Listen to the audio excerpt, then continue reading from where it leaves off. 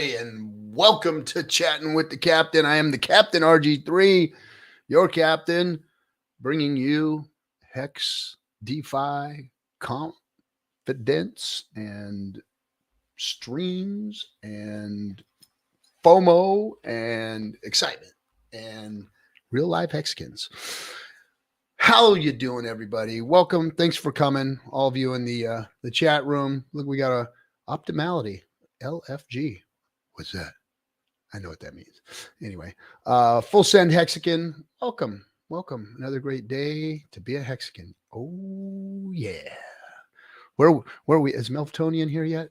Look, we got a Dosschild in here. Welcome, Dosschild. Thanks for being in the chat, bud. Good to have you. Yeah, what do you say? Some of y'all is cray. Yet others is gay. Friendly neighborhood reminder for minority talk shit. Get bit, the rest, love, y'all, beautiful Hexagonos. Always some thought-induced narrative from our buddy the Thoth. If you haven't seen the Thoth child himself, go on over to the Thoth child stream on the YouTube and check him out. Yes. There's a lot of concurrent streams right now. That's cool. The more, the merrier. We got Kool-Aid in here. Kool-Aid's like on a 40-hour work day right now. I don't think he's slept. Dude, go to sleep. You don't have to watch my show. I know you want to see RDS. He's an RDS fan. So he's going to be here. And by the way, that's who our Hexagon guest is. Not all the time I get to have Hexagon guests. I get guests from all over the crypto space and the financial space. But every once in a while we get some people that are actually doing things in Hexaco. I love it. So real quick before I bring my guest on, just wanted to throw a shout out and thanks to all of you Hexagons out there working. Those of you on the crew here, shout out to SJ, Sarah J, Jane, who is out there working on her tour bus that we are getting ready to take on the road. So she's going to go to locations. So we're getting ready to do a new format here. I'm going to take over the road show. I'm going to get out there and get on the road. The Louisiana road show that we just did. I was out in Louisiana. It was just one of the people at the Limitless event that we were at. Actually, also it was for Rebel Capitalists and the Robert Kiyosaki group of people that we ran to, Jason Hartman and George Gammon and Ken McElroy's, all those people. Ran into some really cool people that became Hexagons from our onboarding. And these individuals, they put millions into Hex. And so they asked, hey, we've got a lot of people, some influential people that want to get into Hex, but they'd like a little more than what we got to offer. So could you come out? We'll fly out, come talk to them. And we did a presentation. I went through cryptography, Bitcoin, Ethereum, what they did, how they moved the space forward, and what the next iteration is, and what DeFi is, and what Hex means to the new crypto ecosystem. And explained it to him, and then got into detail about Hex. And then it was great. We went out there for a few days, spent a couple of days with people having lunches and breakfasts and dinners with people that couldn't make it to the event. Then we did an event at a hotel, and then did my my whole speech that I did at the Limitless event. And then we onboarded people. So anybody who wants us to come to their town, throw it out there, put your name in the hat. The way we'd like to do it though is we want to do this on the budge. We want to do it on the budget. I've got a team of people that I pay regularly to produce the show and help out. And so it gets expensive. So let's try and do this on the download. So if you've got a place and you've got enough people that you can get some butts in the seats and it's worth it for me to fly out there to you, then, you got a friend that has a restaurant or has access to a hotel room conference center or just a nice big house that they could put, 50, 100 people in or something. But let's get the numbers like that. You think you could put 50 people in some seats and find some seats and make it, cost effective for everybody? Or maybe we just, charge 15, 20 bucks or something for everybody to show up, makes it valuable for folks. Plus pays for the room. I'm not footing the bill for the whole thing, for the whole crew and the flights and all that kind of stuff. But just enough to get a room and then go in and talk to Hexicans and help people get onboarded and, make it worth our while.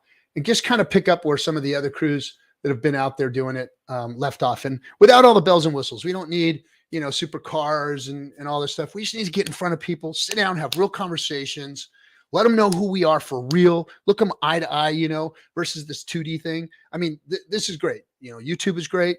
But when you sit down in front of somebody and you hear the story, because there's a story to be told. We all have a story, and we're going to get to hear another one tonight. But that's what gives people confidence versus just some, random person trying to get you into crypto or whatever, because we trust the people that we understand, or we get into their story, or we know who they are. We trust what they're saying, and that's what it was for me. It was Richard. When Richard got out there and said the things that he said, when I saw the videos that he put out and the help he was trying to put out, like, this ain't no regular crypto guy. This guy's trying to stop people from trading, stop people from playing video games, stop people from wasting their lives on stupid stuff and things that are bad for them, like drugs and alcohol and overeating and all this kind of stuff. And he's not claiming to be a perfect person, nor am I, but I believe in all those things, taking care of yourself, taking care of your financial health, your spiritual health, your friendships, your relationships, all these things, are important. So when you connect with somebody like that, then you can kind of trust the things that they're building and trust the things that they're putting in front of you. And that's what this space needs, because I don't think that the young people that built the crypto space in the first place had all that in mind. I think that they were very, very smart individuals, but they lacked a lot of talent when it came to business acumen, connecting with human beings, networking, trust. Trust is huge. Like, how do you get trust? And what's funny is this space has been trustless for a long time, and the more and more that code takes over, the less and less trust we'll have to put into human beings. And that's what's great about Richard's product is we don't have to trust him anymore that Hex is good and works. We know now over 3 years, those of us who got in it first and took the plunge and took the risk and believed in Richard and, saw that thing in his eye that was, this guy's on the up and up, we were the first to do that. And now it's the code that's doing it. Hex is trustless. You don't have to worry about it. So anyway, without any further ado, I want to bring up my new guest and Hexican, and guy I really, really like. His name is RDS. RDS, let's bring you up. What's up? Hello at last. Thank you so much. I am so humbled, and I really appreciate the fact that I'm on here. That's all I can say. It's honestly a very shocking and amazing surprise of me to be here. Well, thank you. I'm flattered because it's just the captain, man. It's just Discourse Syndicate. It ain't nothing. No. I mean, you and I are both friends, away from the stream, but it's one of those surreal, like, full circle moments where when I first saw Richard Hart's video, and I got a chance to finally see what the product was after bypassing it, and finally seeing the community of nut house people that were around it, and finally seeing someone that had some solid, good information that brought together the community in a very creative, unique way, and you had people on your stream. Little did I ever imagine, after the 2.5 plus 3 years that we've had across this planet, that I would be sitting and talking with you on your stream. And that's just the honest truth. That's why I say I'm very humbled with it, because the last 3 years have been a lot for a lot of people, and a lot of twists and turns, a lot of great opportunities, a lot of great failures, a lot of great challenges for themselves. And to finally get a chance to be in a community such as that, of which the Hex community has built, both through your efforts and the people that you have been associated with, and it has expanded beyond just YouTube and just beyond the fact that they can go to physical places, but now they can go on to places like Twitter where we congregate, and they can outreach to someone like you that they've looked up to. It's like, it's a kid's dream come true, because it just puts that much connectivity of knowing that there's other people like them out there. And I appreciate that. So thank you. Oh, well, thank you for the kind words, man. I appreciate you too. And I always feel it's a pleasure and an honor for me to be able to talk to Hexicans, to be able to talk to anybody. Like I've had, very, influential financial gurus from around the world on the stream. And it's surreal.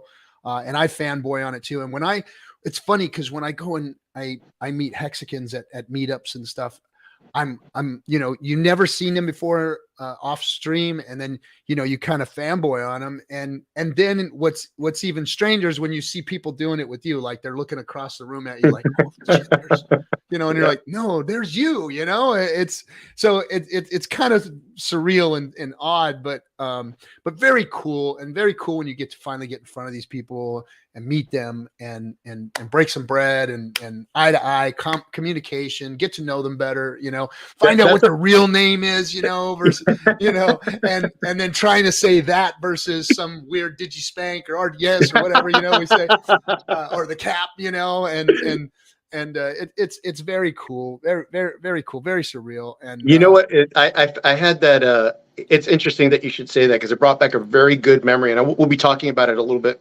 later on. But I've been in the bodybuilding industry for so long as a kid. Oh, we get to talk about that too. Yes. Yeah, that sensation that you talked about was very interesting for me as a teenager, competing at the teen nationals, competing at the Teenage Florida. Back then they didn't have social media, so they had newspapers, and one of them was Florida Muscle News, and that would come out every month or so, and it would detail some of the information of what had occurred. So you had to live back then through the visualizations of pictures in black and white of these bigger than life personalities that stood on stage and impressed people with the hard work. And I found myself at the other side of that table at a very young age. At 17, 16 years of age, I won the Teenage Florida, and having, to sit down at a table and people looking at you like, oh my God, it's actually here. They don't even mention you as a person. They third person you always. And the questions that come in, and it's interesting because I remember sitting at the table looking at the people interviewing me. I remember her name. Her name was Doris Barilou. Doris Barilou used to take all the photographs for all the competitors here in Florida, black and white. She was always sitting up front in the center. And when I finally got the chance to like I was physically in front of her, and you could see her smile and her warmth and love, not just for the person that she was standing in front of, but the representation of what they stood for. I can totally relate to that, because it's surreal. And then it becomes normal at some point, and it becomes part of the function of the beast that is that entity. And it is that way with Hex. And I'm learning that very quickly again. That's why as you know, and that's why I'm on your show. I am a personality on Twitter. I've spent the last several year and a half with Famous and the group of people through the channels and the efforts and energy that they have, and I've kept it very personal. I've never shown my face. This is officially the first time on a rebroadcast other than bodybuilding that has had me on with my face and my voice, so people can finally get a chance to see me. This is the first reveal for the Hexicans? Yes, officially, yes. On.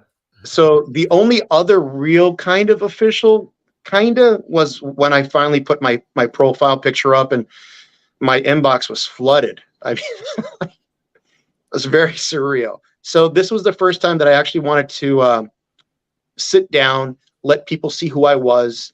A lot of people do know a lot of my private side. I won't be discussing a lot about those crazy things here because it's not the right forum for it in the right place. Those that know, great. Those that don't, well, go to Twitter. Go hang out with us. So I want to go back. I want to go back a little bit. So and you can share as much as you want about it. Yeah.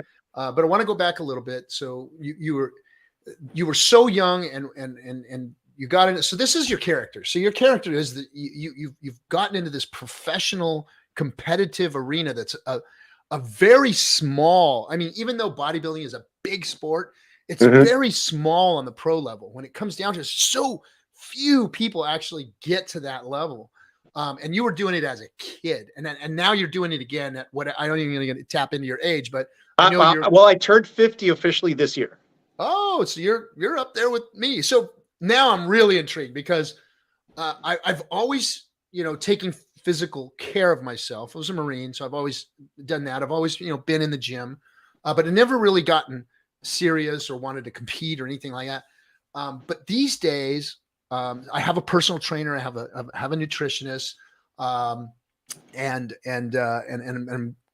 going to hormone therapists and stuff, and watching all the levels of what my body's doing, and watching all the supplements and things that I take to optimize my body. Because when you get to be like 55 years old, things don't work like they used to when you were in your 20s and 30s and 40s, even your 40s. Like, I just take 40 back. Like, give me 45 again, please. I'll take it. Yep. So being in this optimizational phase that I'm in of my development, I'm very drawn to the bodybuilding world, because I just the people that are doing it, like they don't get the props they deserve, because I hear, people look at like these guys that step on stage, like Yates and these guys, and they slam their legs and they just, and it's just like, oh, whoa. And then you got all like, half the people watching go, oh, that's just steroids. And like, no, you don't know, like just to lose some body fat when you're older and a man, it's like, try and get abs. Just try it. And I don't care what you stick in your body. It's really about what's going in here and how much activity you're putting on the board. And that is work, man. So I want to go back to your 8-9-year-old self. And I want to know what that was like. What built that character? What did it for you? And why did you get into bodybuilding of all things? Good Lord, you're going to make me cry. So, and the reason that I said that you're going to make me cry, just so anyone knows this beforehand, before our interview, I was in the green room. I was here with a young lady, and they saw that I was here with a young lady. Yes, and I had to. We won't talk about that. But anyways, she had a lot of these questions too, because she wanted to really get a chance to know me and understand the person that she was willing to open up to, and give trust to. And what made me become the person that led towards bodybuilding, and we'll get to bodybuilding, was one person, and the only person that raised me, my grandmother. My grandmother came from the era of World War II, World War I. She was raised on a farm in Puerto Rico, outhouses, wood shacks, sugarcane environment, cows. And they elevated themselves to eventually become what would become the technology side, super strong, black and white TVs, big cities, And she saw from both sides of the fence what was laying before what could possibly be a possible grandchild. And when I came out and I was in her hands, she raised me. I never saw any family. And she instilled in me that the discipline of delayed gratification was something that I had to understand from a very early age. And having respect for people that had knowledge before me that I wanted to attain. Those two combined. One day, we walked into a gym in Puerto Rico when I had just gotten to Puerto Rico as a young kid, 6 years old, 7 years old. And I've never said this on video. This is the very first time I've ever said this in public, but I was very blessed by the person that was standing in front of me.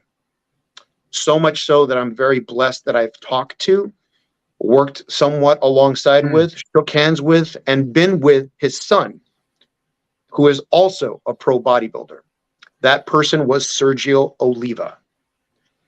I walked to the gym with my grandmother, and I just remember seeing this depth.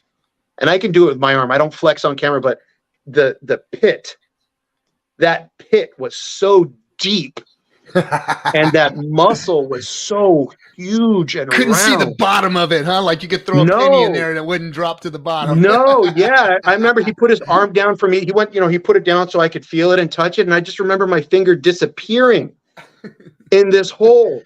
And I asked him, I go, what did you do to get this way? He goes, lift heavy weights and eat lots of food and be good with your grandma. And it just stuck to me. I've never said that to anyone, ever. And the way she raised me, she was my family. She was my everything. Before you get into that, I don't want to forget an important point that you just mentioned. Mm-hmm. And I want to, and then let's get back to your grandmother. So please don't forget to go back. No, there because you're forgetting that we've talked before. I know how you talk, so go. But you said something extremely valuable that I want some of the younger people to hear. And because I hear so much, you said that there were two things that she had taught you. And one of them was respect for people with knowledge of something that you're going to need in the future or a direction you want to go. You said something like that. Yep.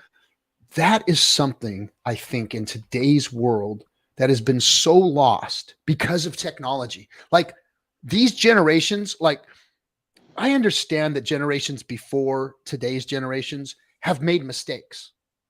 All the generations have made mistakes, but to dismiss them, to dismiss a whole generation, like for instance, baby boomers, has turned into this. Anybody joke. Of that age, it's a joke. A joke, yeah. And those people were raised by the greatest generation, the people that raised you too, and there was extreme value in that culture, in what those people learned. Those people back there came from the Depression, World War I and World War II. All of those generations came from Korean War too. The Korean War was even later, which made it even worse. Yeah, in the 50s. I mean, it was all of those things. My grandfather, who's still alive today, was a chosen reservoir survivor in Korea. So, I mean, the value I've always looked. Now, I look to the young generation today also for knowledge because of technology. But I see when I go there and I respect them, and I always respect the young generations. I don't say, oh, freaking millennials and these new kids and all this. No, I have a lot of respect for them because they're the ones that are going to lead us home.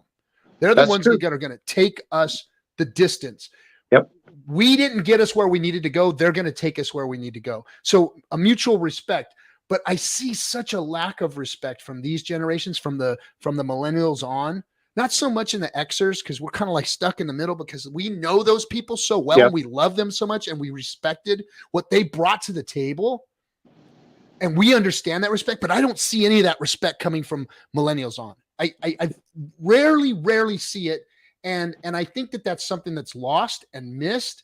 And that I think that we need to teach this generation that, hey, there is value in your elders. There is value in the people that brought you to this place. Yes, well, take us. I'm going to counter you. I'm going to counter you on this. I'm going to counter you on this. You know why? Yes. Because here's the problem with it.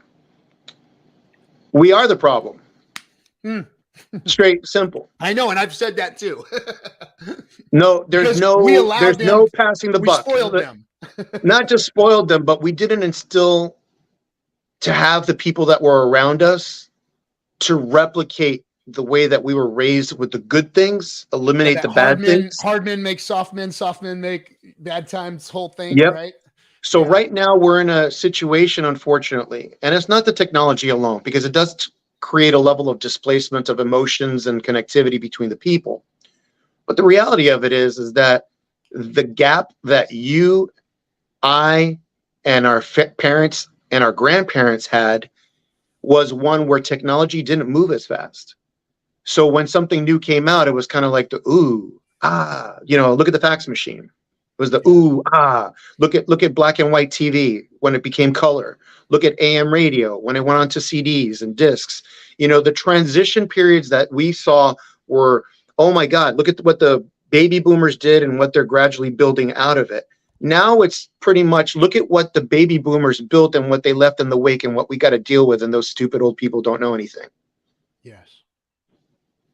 And then we don't sit there to give it enough time to stew in their own stupidity to go, you did this wrong because of XYZ.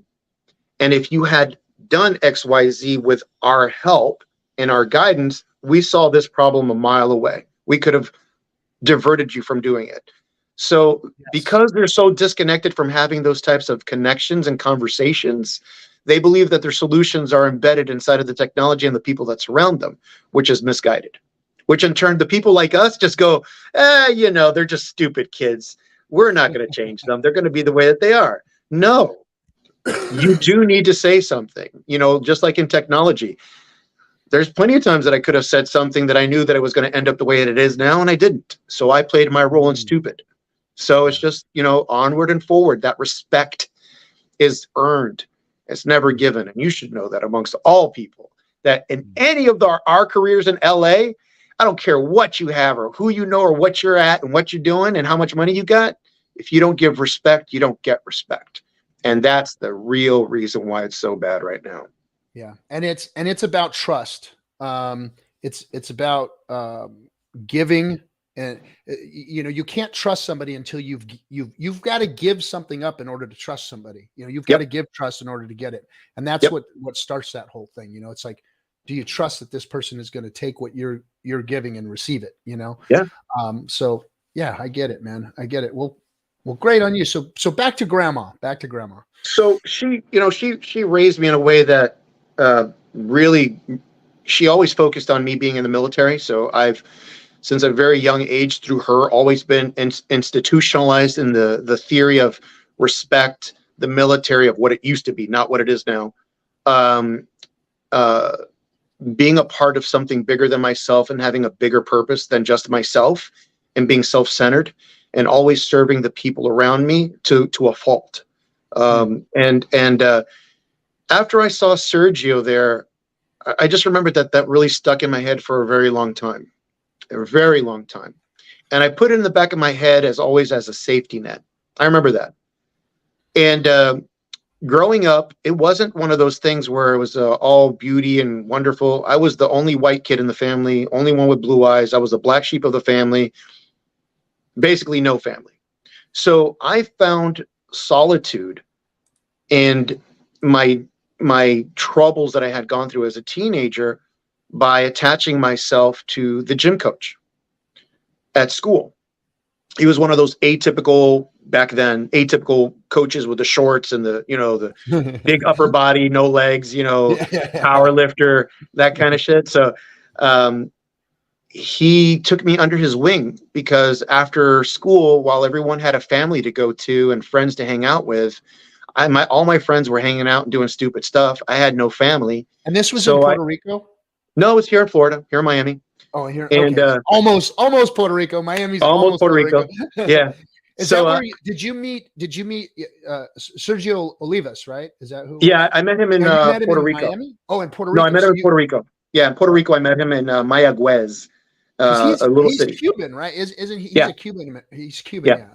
Yeah. Because he was in Puerto Rico training, or he was training at this little gym. It was at like a little corner gym near the city center in Mayagüez. And it was a pure happenstance situation. It wasn't even that it was planned. It just so happened to be there. And it just made that much of an impact. Yeah, so when I came back here to Florida and, I started going to school, the coach would always see me hanging out after school. I'd hang on campus because I was always hoping there would be somebody I could talk to or someone that didn't go home on time. And he dragged me into the gym, and I would be there from 7 o'clock till 10 o'clock at night under his supervision. And then I would ride my bike back home at 10 o'clock at night. And back then it wasn't like how it is Miami now with lights on the street. Yeah, you don't want no kid out there riding a bicycle at 10 o'clock at night. No, it was the Everglades. You could run into an Everglade gator. You could run into something or someone. It was bad back then. And during my high school year, I finally got a chance to see a bodybuilding show out of the blue that my high school was doing. And I said, oh, let me go see this thing. I want to see what it's all about. And I left that event going, if that's what bodybuilding is, I can do that. That was horrible. And I just remember that the next year I spent the time developing myself and I was bigger than most of the kids my age, and I just looked different. I've always been bigger. My body responded very well, and I won the show. And it just so happens that I remember that show very well. There was a girl in my school. Her name was Trisha, and I had a huge crush on her. And I told her, I go, I want you to be my trophy girl. She goes, trophy girl? But that means you have to win. I go, yeah, you're going to be my trophy girl. And clockwork, what you put out there in the universe, after you put the hard work in, those small details just come into focus and you know it'll happen. And sure enough, she was my trophy girl. And that started my bodybuilding career from a high school show. Wow. That is cool, man. That is cool. And I mean, to have met Sergio, like, I mean, for those of you who don't know, like, Sergio was like standing next to, Arnold on the stage in those days. He was competing against Arnold Schwarzenegger in those days. Like, he was, I mean, for as famous as Arnold was, he was the guy standing next to him all the time. So, I mean, it was. Yep. He was from Cuba. He was a police officer. Yeah, he had the world's most beautiful arms that you would ever see on a bodybuilder, to the point where his infamous pose with his arms above his head doing that thing, that was his infamous pose. He had this dark skin complexion, tiny waist. He always dressed super, super fancy outside of the gym at events, had this charisma about him. And he was one of these guys that Joe Weider, when he brought him underneath his wing, they questioned him. Because why would someone back in that time period in the 70s, who's almost black, be awarded a bodybuilding show? It should be American. And Joe Weider was of the stance, no. He stands on his merits. He stands on the fact that he put the hard work in, that he has a family, that he's built the time to build the person that he is. Had a career, like a regular Joe career. Like, he was a cop. Like, he was in his cop. Like, I remember seeing pictures of him in his cop thing, like all busting out and stuff. Like, holy crap, that guy's on the beat, man. People see that coming. It's like, oh shit, don't mess with that cop. Yeah, and that's the one thing that Joe Weider wanted him to be, was that that visual explanation that and this is the truth. I always see it in his subtle ways that he would do things, but it was almost kind of like a tempting poke at everybody out there, including Americans, that if you put yourself out there and you put the effort and the energy in there, you will be rewarded based upon the output that's presented, regardless if it's on stage or off stage. But that is the most important part. Skin color never played a role for Joe Weider. He's the father of bodybuilding. He would benefit by having the diversity of having someone as that be the ultimate champion. And then he found Arnold. And then when he found Arnold, he brought him over. He paid for everything for Arnold. And, it's a business. So, of course, Arnold took the throne and kind of picked up the mantle from there. Yeah. And you can see Arnold is tiny compared to him. Yeah. I mean, you look at all the pictures, like, even of the ones where, like, him and Arnold were competing for finals, and Arnold is like barely bigger than him on stage. Did you see his arm in that picture? Did you see his arm in that picture? It just looked like a giant. There it is. It looks like a leg. It looks like a leg. My legs aren't that big. Yeah, he was comical, man. And I've had the fortune of working with him, with his son, about 1.5 years ago, 2 years ago, on some projects. It didn't pan out, but I had pictures of Sergio and Sergio Oliva Jr. and I on my Instagram. So you'll see a picture of me and him there, and the people in the industry. So very blessed, very fortunate. I was able to take it full circle. So that's how it started, man. It's just from one thing, one person, one place. And when the right opportunity came, and I guess the real want of finally putting my hard work out there to show that if those people did it half-assed as much as they did, and they got a trophy and they got accolades, people weren't prepared for me when I stepped on stage. And I remember that. And they weren't.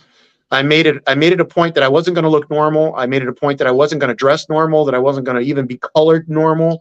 My coloring, I messed it up, and it was drooling all over the place. It turned green instead of brown. So, and everybody and their mother was laughing and having a great time. Green alien out there. Yeah. And I'm like sweating and trying to take it off. My hands are turning brown. I'm turning green, and it worked in my favor. That's awesome. Because it separated you from the crowd. Yeah, yeah, Which is and what these they're all eyes. trying to do. Yeah, and then the eyes stick out because of the color. So it's just it was a perfect storm. And I remember I got that trophy, and she was nice enough to finally bring me my trophy. And then several years later, she became mine. So Awesome. Awesome story. So what was one last thing about the bodybuilding part, which I mean, I could talk to you all freaking night about bodybuilding, but what was the of all of the strategies and tactics in bodybuilding, what was the hardest piece of delayed gratification in bodybuilding that you remember that sunk into you and created the character that you are, that made you go from normal Joe in the gym to the competitor that actually wins a contest? What was that one thing, or was it multiple things? so there was two things. So the first part of it was that in 1990 or 91, I won the Teenage Florida, and I got a chance to go see the 91 Olympia in Orlando. And I stole my mother's credit card, drove myself up to Orlando, got a hotel, went to the Olympia, and there was this one person who was his very first Olympia. And at the same time, this was the last Olympia for Lee Haney, 8-time Mr. Olympia. Yes. So I got a chance to see his last show, but I got to see the very first show of the man that changed my life, and that's Dorian Yates. Yes. The day that I stood in front of Dorian, he changed my life forever. I was very young, very impressionable. He was very focused. Wasn't talking to anything or anyone, and he took the time out to step away from everyone to talk to me. And by the way, kids, Discourse Syndicate and RDS do not condone stealing your parents' credit cards for anything, especially crypto. Just had to put that disclaimer out there. Yeah, all the youngsters out there stealing. Hey, RDS said, this would change his life. I just did it and took my mom's credit card and buy hex with it. I'll have you know right now, it was an American Express, so it was quite the story to try to explain that to them. So he pulled me to the side and talked to me. I told him what I did to get up there. He laughed his ass off, and he goes, "Keep going, just keep going and keep going." And that's it. And then shook my hand and walked off because he got to get ready for his show. At night, he won second place and retired Lee Haney of 8 Mr. Olympias, going on the next 7 years straight to win 7 straight Olympias thereafter. Legend replaces legend. I mean, that's what a freaking show, man. So he showed me a lot of my training techniques, methodologies, because back then, sorry, my dog's waking up. So he actually provided me the foundation to break my plateau. And then the second time, which kind of brings the story a little bit full circle now that I think about it. My trophy girl was my girl that I had in Los Angeles. I was a lot older. We both had our lives, and she had gotten into mine. And they always say this, and it's true: bad breakups make great bodybuilders. And you know what it is? You always see, like, after the divorce, like, she gets hot, he gets in shape, the whole thing after a breakup. It's like, I guess you got, you're back on the market, so you got to be able to stand in front of the window, right? Worst. You know what I was standing in front of, which made the change? I was standing in front of H&M's mirror, looking at the clothes that the people sell at H&M, and I didn't fit in them. I looked like a balloon. I was so depressed because the lights were stage lights. They're brutal inside of that changing room. And it really put into perspective the damage that I had done on my body. Mind you, I had other damages from the military and from injuries, but the self-inflicted damages of smoking cigars in quantitative amounts to the point to where I was eating them almost. Drinking alcohol to the point of making it a daily routine in multiple places, at multiple meetings, the food choices, the lack of exercises, the stress, working hour after hour, sometimes 3 days straight without taking care of myself caught up to me.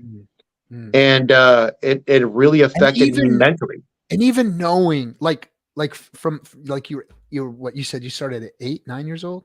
So Mhm. 8-9 years old, even for so that much programming, that much, understanding of your body and that much respect for your body, even as a younger person and competing and winning and all these other, you still were able to slip into the case of the fuckets, right? I mean, Yep. it's so easy, it's so And easy and I for don't everybody. find a pride in that. I know that a lot of people say, "Oh, you should be so proud."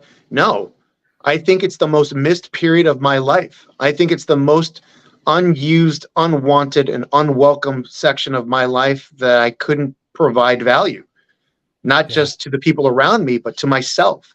Because Yes. if you don't have your mind and your body in check, You ain't got what are you shit. going to do for somebody else? You can't do nothing. You're a You ain't joke. got shit. You're, jo- Yeah. you're killing yourself is what you're just, I mean, we're all decomposing and dying anyway, but I mean, to, Why to, expedite it? Why to, yeah, expedite it? Why make it to, easier for it to happen? Why? yeah, to throw away the valuable thing is that is the body we have that's supposed to survive. I mean, minus the pitfalls, the plane crashes and automobile accidents and whatnot. Um, uh, to attempt to shorten that through quick pleasures is like, and it's the same concept in crypto. It's like Yep. short-term gratification, the trading mentality, the what is the new shiny object, the I Yep. want it quick, the I'm going to over leverage myself. I'm not going to, look at my finances and my Quick life and fixes. everything. Always Quick quick fixes. fixes. Always. Always the Always lazy switch it up. man's way. Yeah. Always the Yeah. lazy man's way. And it doesn't give you value. It doesn't gives you no value whatsoever. You end It up having leaves to you pay a angry. price for that. It left me. See, I'm a type A personality.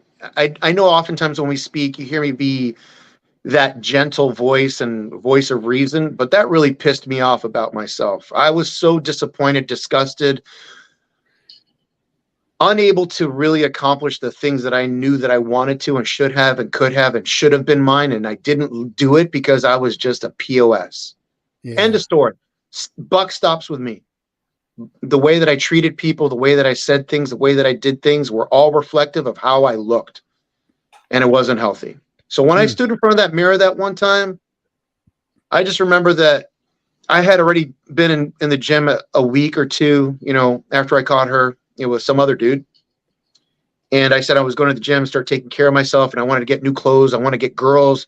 Girls were always coming Yeah. up to me. And then I finally get the reality check and I see what I look like. And I'm like, this is not Yeah. You the person it should be.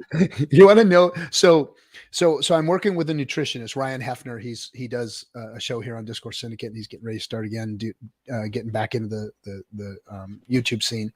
But he's my nutritionist, so daily I'm taking pictures of my food, sending him stuff. We do weigh-ins every day, the whole thing.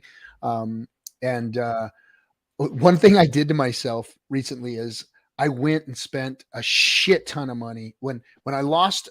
So our first weight loss phase dropped me all the way down into the mid 170s. So I went from 218 all the way to the mid 170s and was looking great.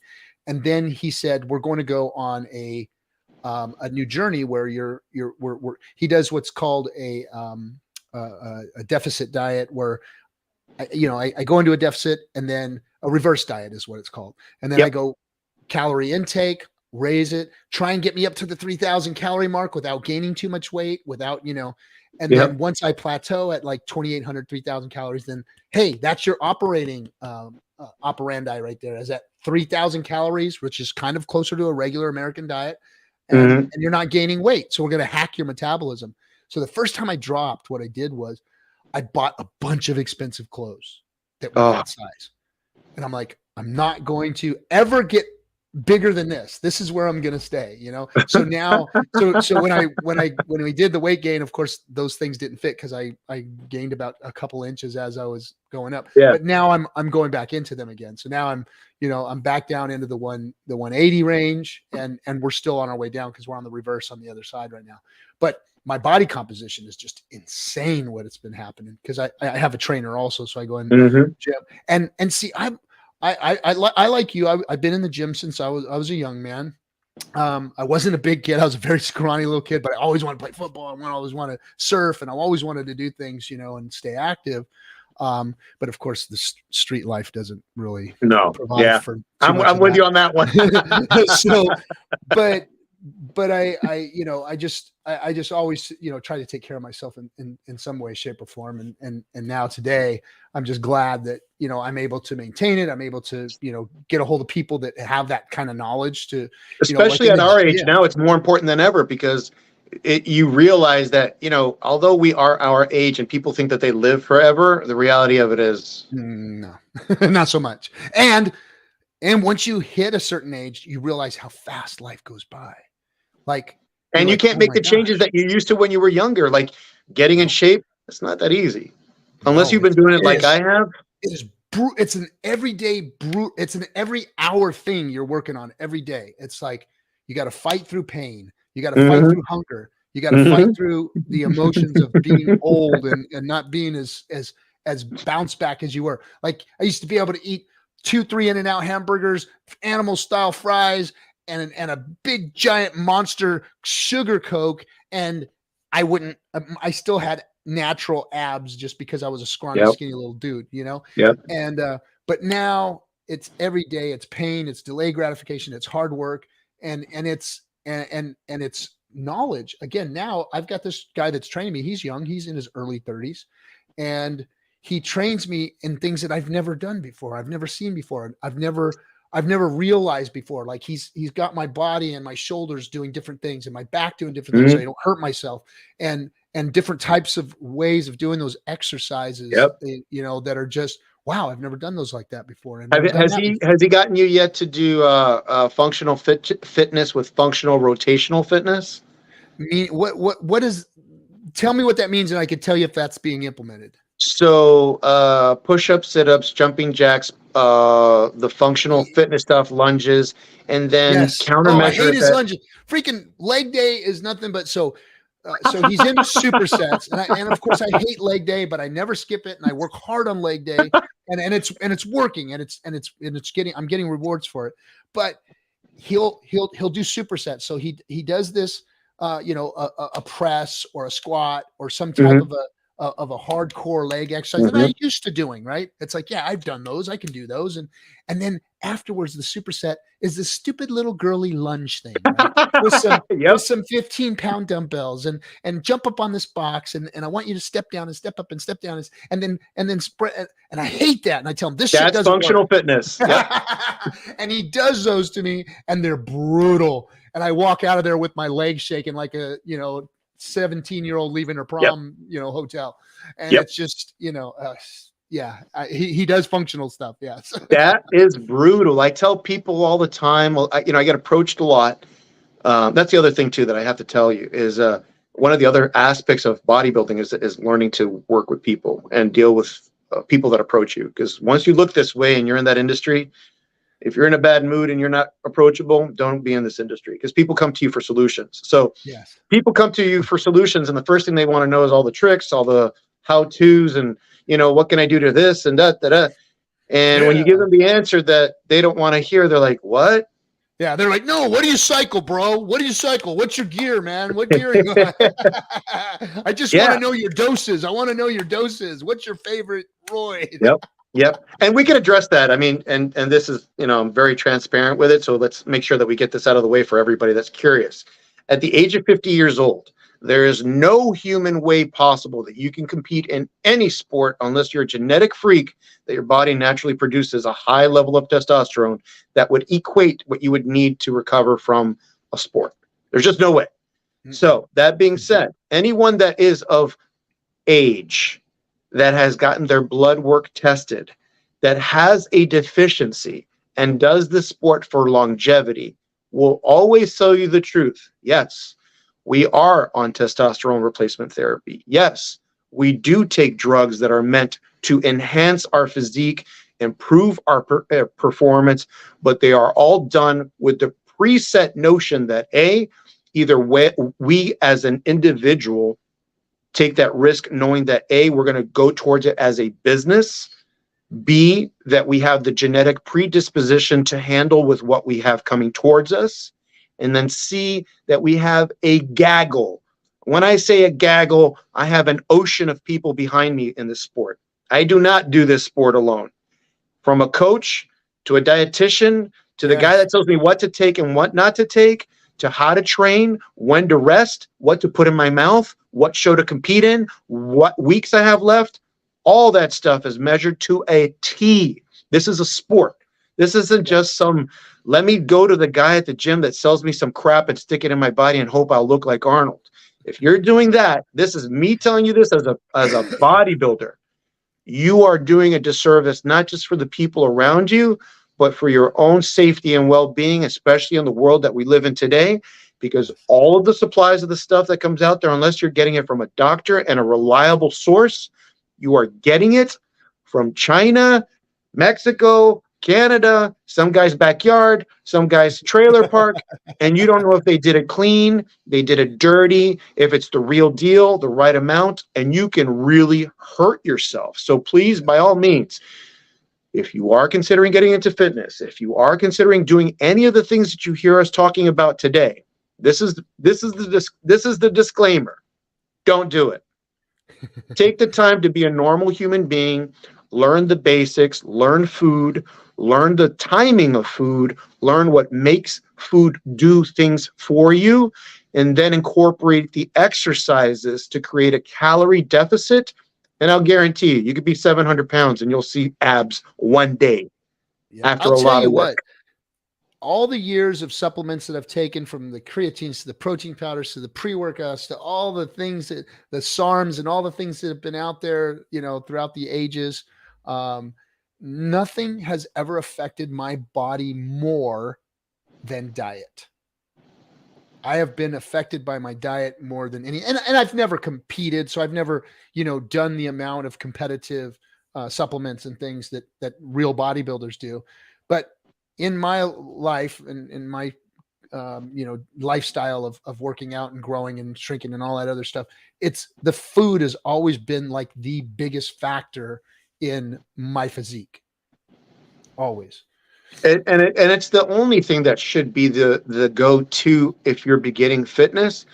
Everyone complains about the fact that they're fat. Okay, let's put this into perspective, and we'll talk about this and we'll move on after this. But yes, if it took you 10 years to turn into a freaking ball, what makes you think eating a salad in a couple of weeks is going to make you look good? Right?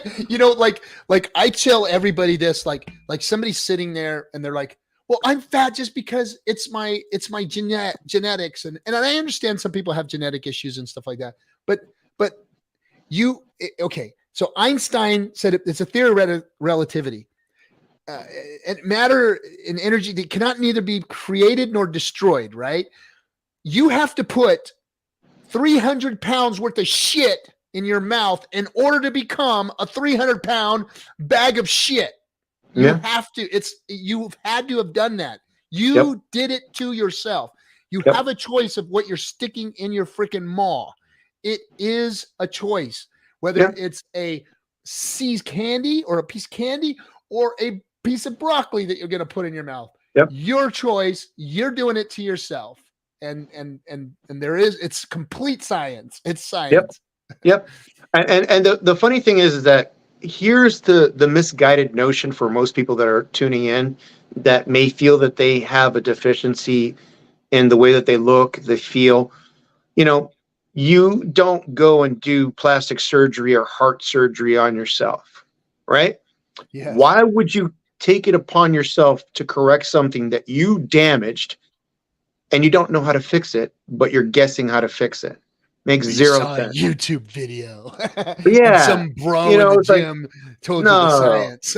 And my skin crawls every time I hear that and see that, because here's the reality. The person that's talking to you on that YouTube video, chances are genetically they are way superior than you. 1.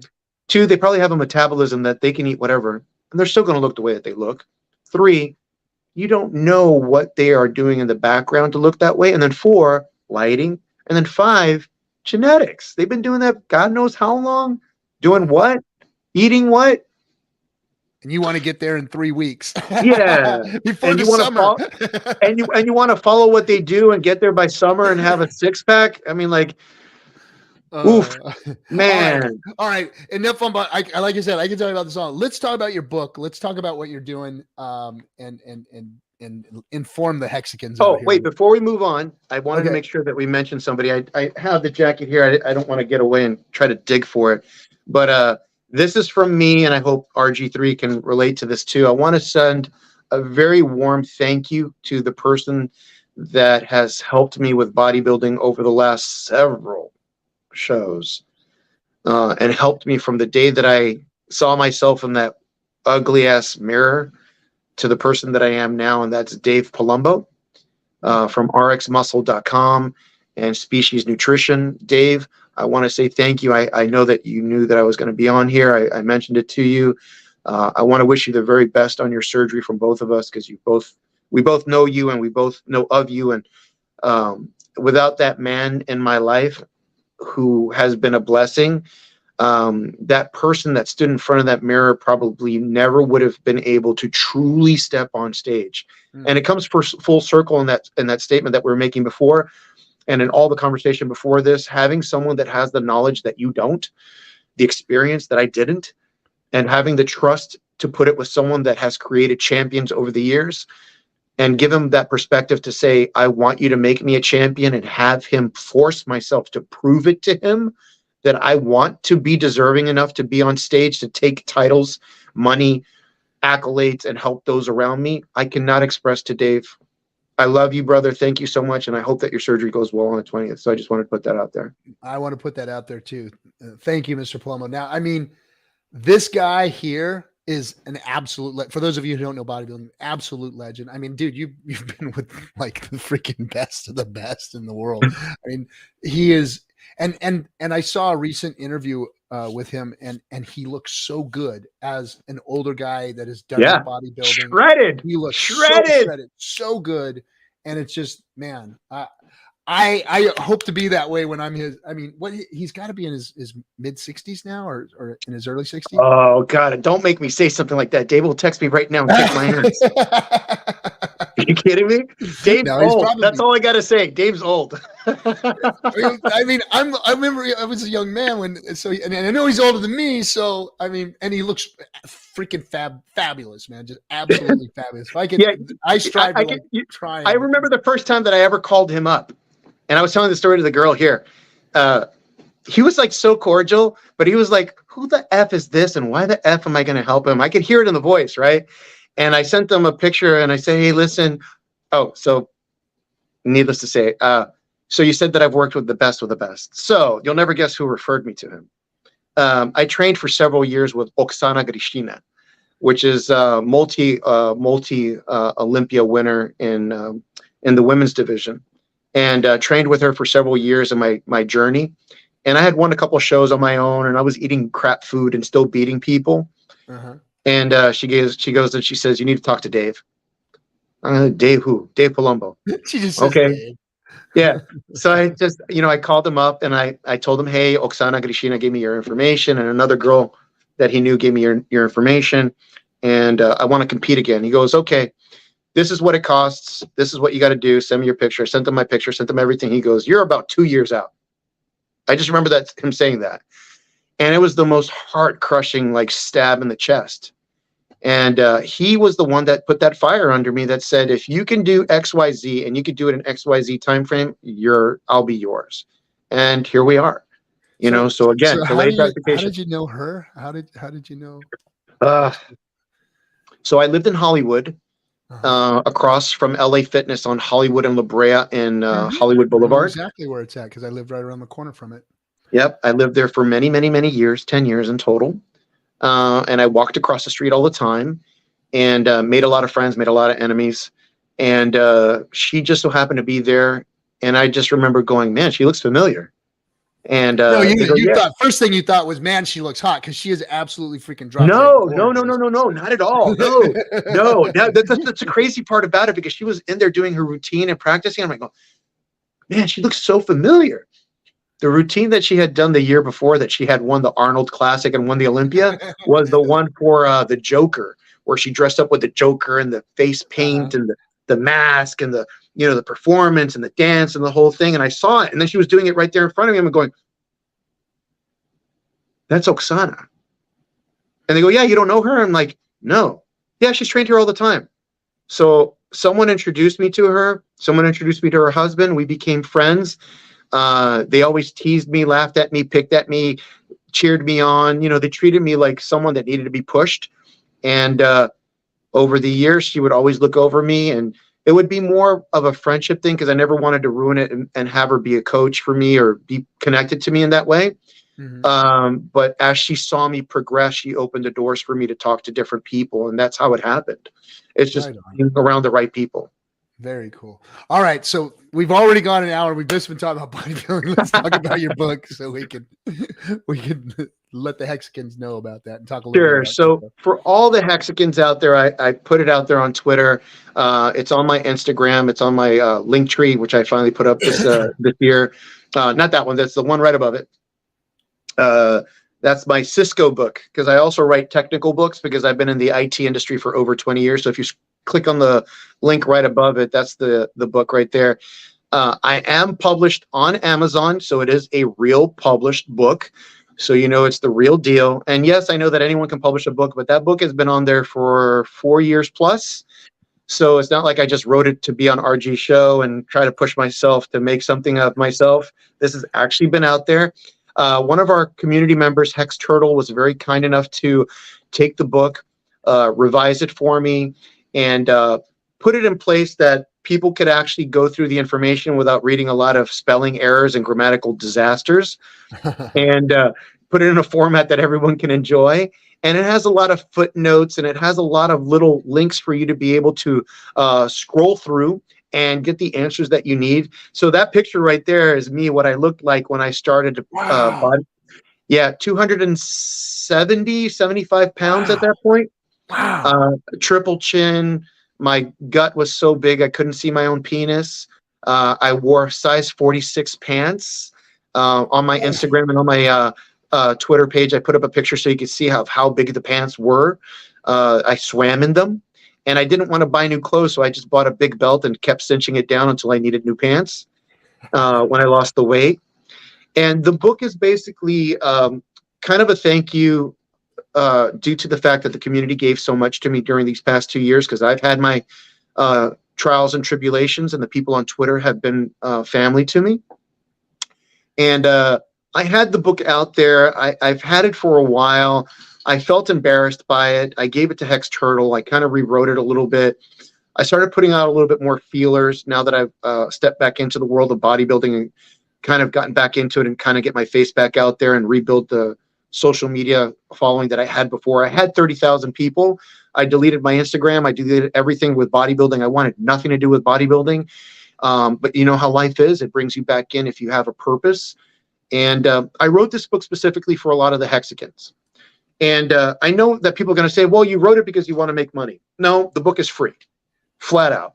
If you don't have a Kindle account, open up a fake account with your email, open up a Kindle account, the book is free. End of story.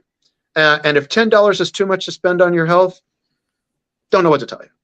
But my idea was this, that because these Hexicans kept verbalizing that they were going to live these lives that they wanted to develop up here fantasy wise to eventually manifest, what I kept hearing was the same constant thing. They're all fat. They're all unhappy. They're all not in shape. They all know that they should be doing better, that they could be doing better for themselves. And yet these people were the ones that were helping me through my health and personal issues during COVID and everything else. So I truly felt an obligation to give something back to them. And that was the gift of health.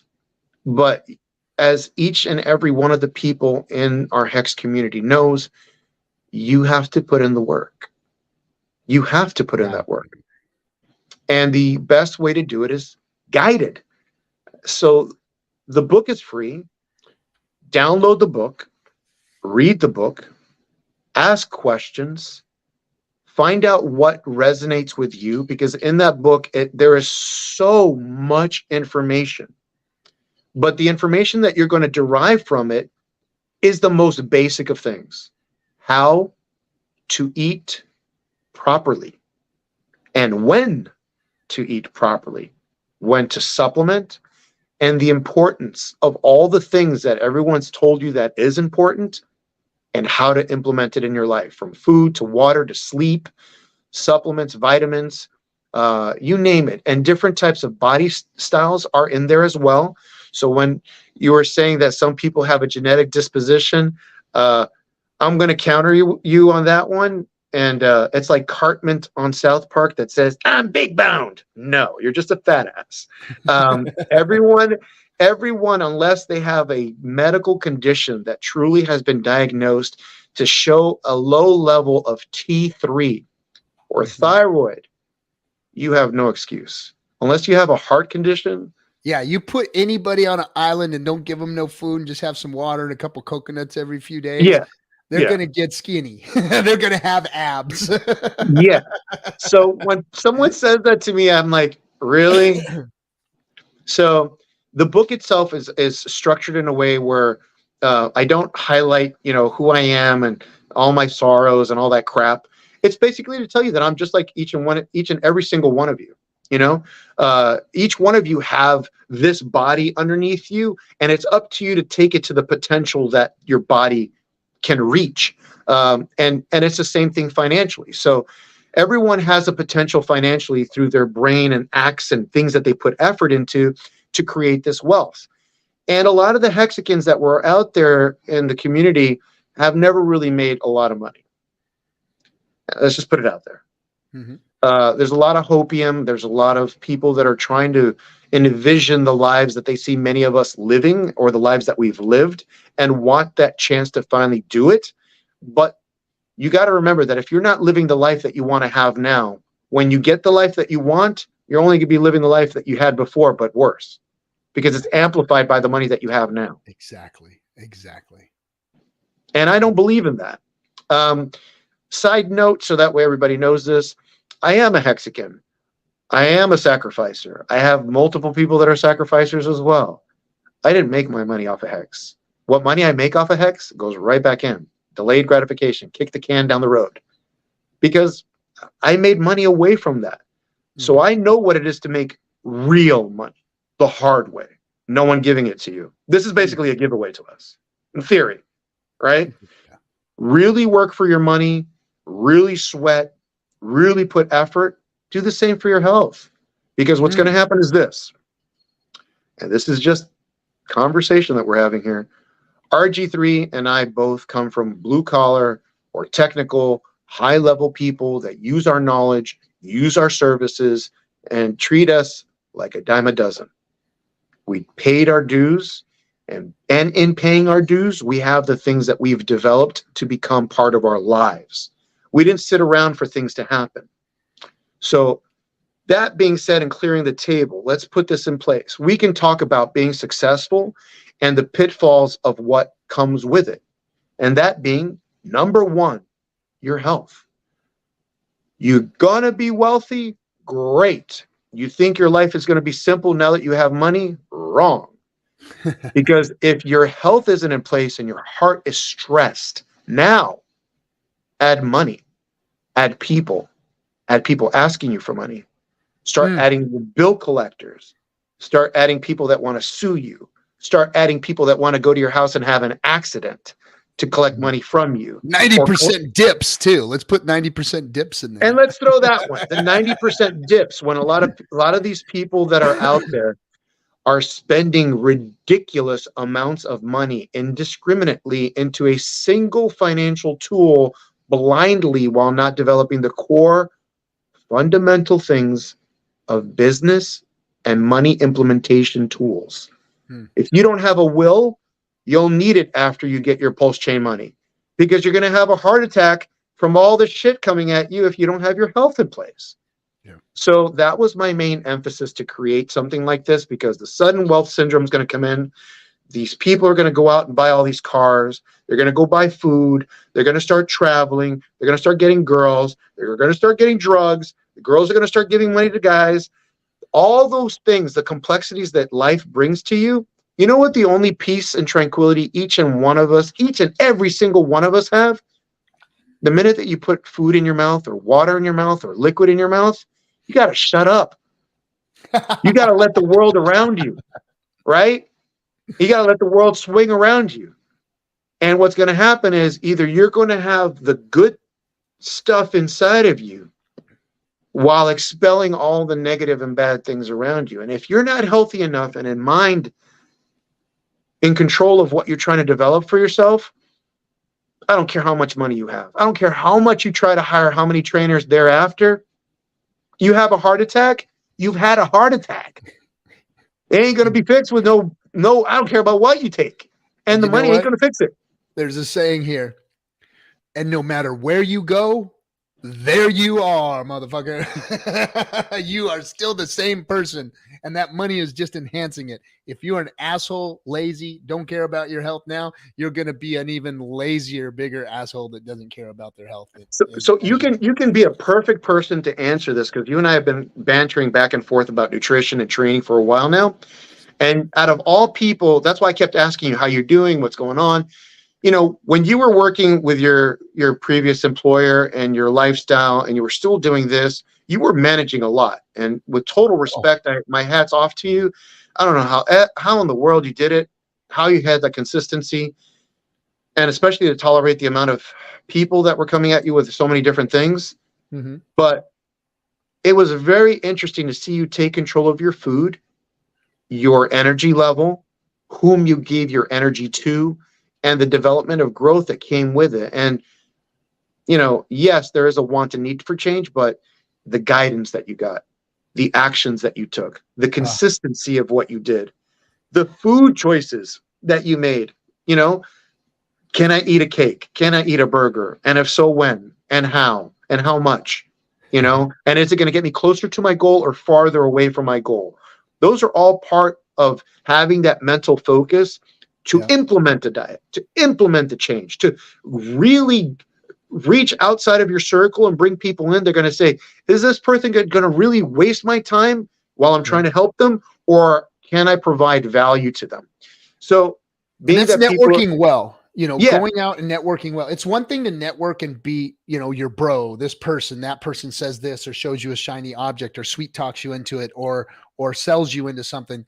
You've got to try and push all of that out and really look for people with substance, really look for people who want to help, who really care about what it is that you're doing versus what you're going to do for them, what you're going to put in their pocket.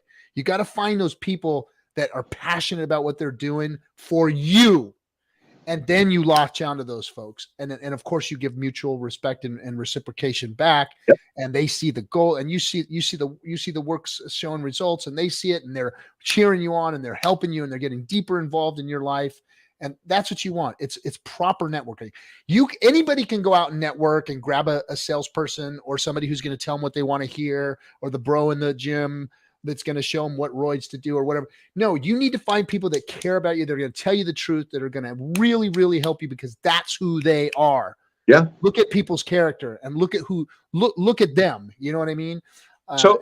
Here's a funny part. So, and I told her today this when she came here, you know, the person that you saw that was here earlier, the first time that I met her, it was like a wall set next to me. I kid you not. I felt like this overpowering force, right?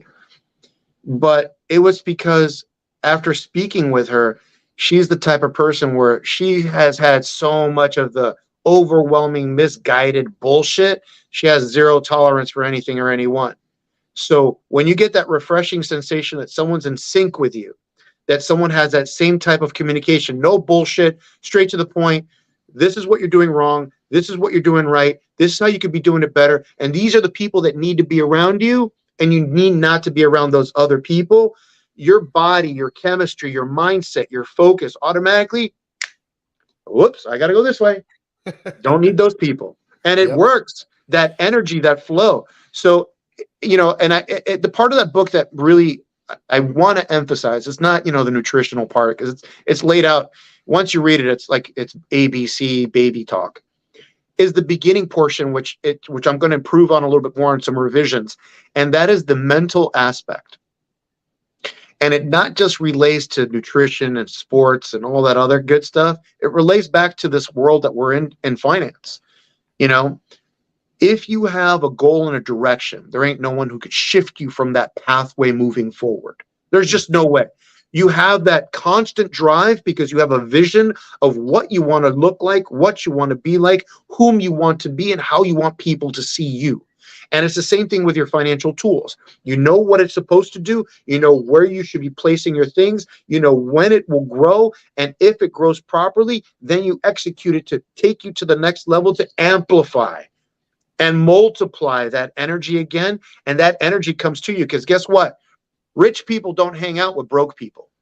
Nope. Healthy people and in shape people do not hang out and party with fat people. People that have a goal are not in the club drinking it up, partying, and then going back home and thinking that they're going to be at the gym at 6 a.m. That does not happen. It's a mental focus shift. And it shift has to be, it has to be so locked in that there should be nothing, no situation, and nothing that you put into your mind that will stop you from getting it. Because here's the thing, and I'm talking to all my Hexicans out there, and you can see finally my voice when I say this. I don't say it just to butter your bread. I don't say this to motivate you, because a lot of you people say that I motivate you and I inspire you. Take all that shit and shove it up your ass. I love you guys. Take action. Be consistent. Be vigilant. Because the money is going to be there one day, and maybe not, but you will be. And the impact of being healthy enough to go fuck it or great or enjoy it with someone else in peace of mind that nothing's going to deter you from that goal of being a good person, healthy, managing your money, creating an environment of people that want to be around you because they want to replicate your success, not that they want to take away from you. So if you don't have your mind in check and your goals in order, this book is definitely for you. This book is definitely for you. I got to read it. I got to read it. And it reminds me of another book called Think and Grow Rich, because it's like, that's the mindset, that is the mindset, the same. You know what, I got to stop you on there. You know, what's funny? You say, how do I know all these people? So Rob Kiyosaki is friends with my friend, Jonathan Mason. So it's funny because like when you mentioned that you were going to be with him, he goes and he says, he's going to be with who? I go, yeah, he's going to be with Rob. He goes, wow, what a small world. I'm like, duh. This financial world is tiny. It's tiny. It's tiny. It is. All right, my man, we've gone way over. I appreciate you coming on. Hang out. We're gonna hang out in the room for a minute. But thanks for giving the free book out to everybody and speaking on this. It's been one of the things that I've talked about on the show from the beginning. Was your health is your wealth. Your health is so important to this whole process, because it's just one of those things in your mind that you have to get a hold of too. Because if you don't have a hold of all of these things in your life, your relationships, your spiritual well-being, your financial well-being, your physical well-being, then you don't really have it all. If you have one of those pillars isn't solid, then you're going to struggle. You're going to struggle in life in one way or another. And with your health, it's the worst kind of struggle, because that means you're in the hospital, you're having conditions, and the last thing I got to say is I got to apologize profusely to Mr. Palumbo, because he is, and he looks freaking amazing. He is not 60. He's my freaking age. And that's why so now there's hope. I actually have hope that I can, oh. I knew it. I'm not going to say that. He's not 60. I mean, close. I just thought he was older because he had been competing for so long, and he was just one of the people that I idolize. But yeah. Oh, one last thing. I want to make sure I make a note of this, because we didn't talk about this last part, and then we can get out of here. I am competing again. Thanks to all the people from Twitter that have helped me to get myself back into place, as well as my coaches. So I am going to be competing at the Mr. Florida. I won that as a teenager. I'm going to be taking it. Will that be in Miami, or is it going to be somewhere else? That one's going to be in Orlando, I think, if I'm not mistaken, or Miami. It might be. I'll send you the information. I will be there, bro. I will be there. I will be so there. I'm going to do that one, and then the next one after that one is I know I'm going to say this with such a serious face because I'm getting so focused on it. I'm going to get my pro card. I mean, there's just There's no stopping it. I mean, I welcome the competition at the Mr. Florida, because I've been buttered up to think that I'm going to take it. I'm going to take it. It's just because I know I'm going to take it. But my pro card, that's a whole different thing. And I want to thank the community, because I want to serve all of my community, not just take a title and make the money. I already got all that shit. I really want to serve the purpose of serving the community and showing that through dedication, delayed gratification, and with a lot of focus, you can change your lives in a beautiful, amazing way, and keep those around you healthy and happy. And you're going to see that wealth, health, and happiness, it's all around the corner. Sweet. All right, bro. Thank you for coming. With that, everybody, I'll see you on Wednesday. I'm going to be on with Famous again. And then Friday night hang. You know what? Wait a minute. Wednesday, we're going to have to talk about Wednesday. I'm going to be on a DCC show in Vegas. I'll be in Vegas, and I'm going to be on his show again. We're going to start doing kind of a regular, maybe monthly type of thing where I'm going to be heading out there and doing a show with him, because that's awesome. His studio is just so killer, man. And I really, me and that guy, we've been friends for so long now, and he's just great. And I love doing streams with him. So, and thank you to the community, by the way. The community has been so amazing the past year and a half. I gotta admit, the support that they've given you guys, every streamer, everyone that's been a positive form of entertainment to best in crypto, baby. It's best awesome. Community in crypto. We're just killing it out there. People want to be Hexicans. They want to be like us. Yes. All right, everybody. Thanks for coming. We'll see you on Friday night for the Friday Hangout, and check out DCC's show on Wednesday. I'll be there. Check you. See ya. See ya.